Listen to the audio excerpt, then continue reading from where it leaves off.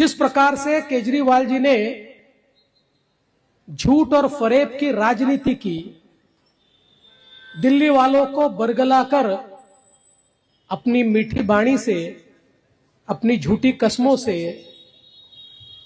गलत बयानी करते करते बोले भारत में दिल्ली में चुनाव चल रहा है, चुनाव में कोई नेता झूठ बोलता है तो टन की आवाज आती है। अरे बोले बहुत अच्छा है, वापस टन की आवाज आई, वापस आई। बोले कोई ना कोई नेता झूठ बोल रहा है। अचानक टन टन टन टन टन टन टन टन आवाज चालू हो गई। बोले ये क्या है? बोले केजरीवाल का भाषण शुरू हो गया। दिल्ली की हालत उन्होंने की।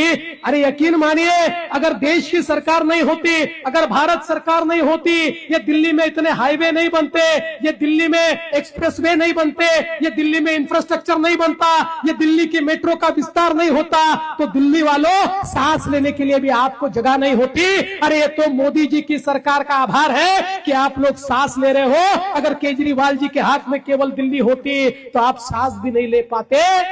जो कहते थे न गाड़ी लेंगे न बंगला लेंगे, वो उस घर में रहने को चले गए, लेकिन कोई शर्म नहीं है। आज जिस प्रकार के घोटाले दिल्ली में हुए हैं, शराब का घोटाला हो, जल बोर्ड का घोटाला हो, पैनिक बटन का घोटाला हो, ये सारे घोटाले, मैं तो ये कहता हूं कि आप ध्यान में रखिए, ओलंपिक में अगर भ्रष्टाचार की एक शरीयत लगाई जाए और भ्रष्टाचार को गेम के रूप में ओलंपिक में शामिल किया जाए तो दिल्ली की सरकार को सबसे बड़ा गोल्ड मेडल मिलेगा। और ओलंपिक का भ्रष्टाचार का गोल्ड मेडल ये हमारे केजरीवाल जी को ही जाएगा। ये देश की सबसे भ्रष्ट सरकार है। एक चीज ये बहुत अच्छे तरीके से जानते हैं, अंदर में क्या है पता नहीं है, पर ऊपर पेंट बहुत बढ़िया मारते हैं।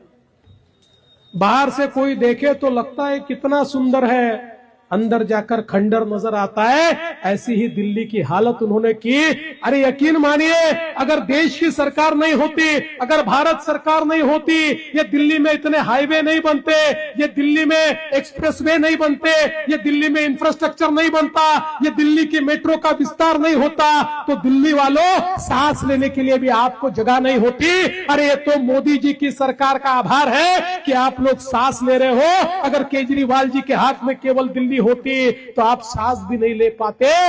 लेकिन अब इस परिस्थिति को बदलने का समय आ चुका है।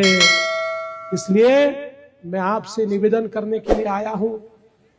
महाराष्ट्र में 5 साल में मुख्यमंत्री था और मैं जानता हूं देश की सरकार और प्रदेश की सरकार अगर साथ साथ काम करे तो किस प्रकार से परिवर्तन होता है। अरे मुंबई आकर देखिए, हमने 5 साल में मुंबई को बदल कर दिखाया, क्योंकि देश की सरकार, मोदी जी की सरकार हमारे पीछे थी।